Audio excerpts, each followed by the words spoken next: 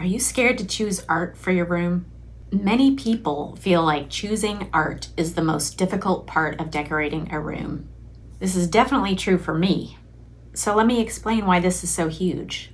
It's because we feel like the stuff hanging on our walls is a personal reflection of us, more so than a lot of the other things in the room. I agonized over what to hang above my bed for literally years. I put something up there as a placeholder because I thought, I'll just put this up there for now so there's something there. And then when I find the perfect thing, I'll replace it. Well, I'm here to tell you from experience, it is just not that deep. And I'm going to teach you the 3-part formula that I used to find art. So first thing, let's start with just one wall that you want to work on. The first step is going to be choosing what size art.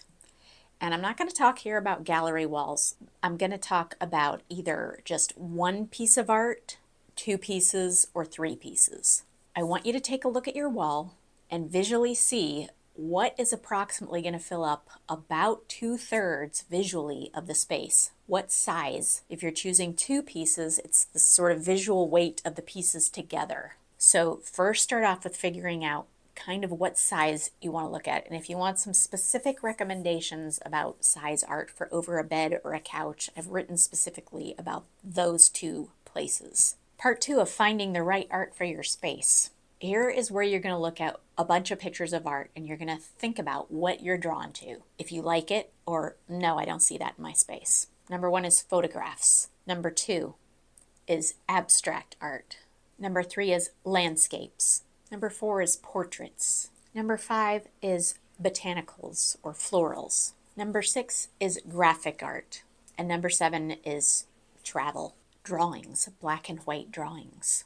So think about which one of these you really see kind of, oh, I think something like that could work in my space. And I'm sure I missed some. For those of you who are art history majors out there, this is not for you. This is for people who are maybe not as educated about art, and I include myself in that category. Part 3, here's where you're going to use the color palette that I know I think you need for any room. Let's say your color palette has blue and terracotta in it. I'm not saying your art has to be blue and terracotta, but what I am saying is that if you try searching for a 24 by 36 abstract blue and terracotta piece of art, you're going to find that the selection out there is drastically reduced, and it's not the world of art that you're trying to choose from. It's a much smaller sample. Going to some of the bigger sites that sell art. And I'm going to use Minted as an example here, not because I have any relationship with Minted, but because I just bought some art from Minted and I found it really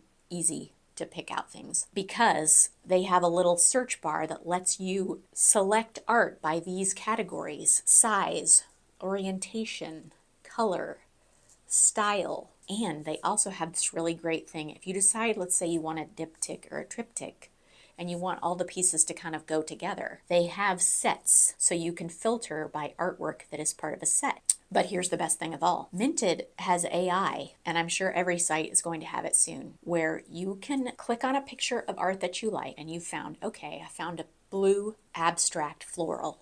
That's the size I want. You first choose that piece of art in the size that you want. And then there's a little option that says, view this in my room. But then you stand 8 feet away from your space with your camera, and it will show you the proportion of this art in your room, which is huge. Even if you don't buy the art from Minted, you can see, ooh, an 18 by 24 is way too small for that space. Look how dinky this looks. And another way I like to do that is take a screenshot of anything that I'm thinking about buying, and I take a screenshot of it, load it up into Canva with a picture of my bedroom, and try the art on. So now let's talk about where to find art. I've already mentioned Minted. I really love finding art on Etsy. You can find art on Facebook too if you're on a budget. And Art Finder. And just remember, it's not that deep. You're not a museum.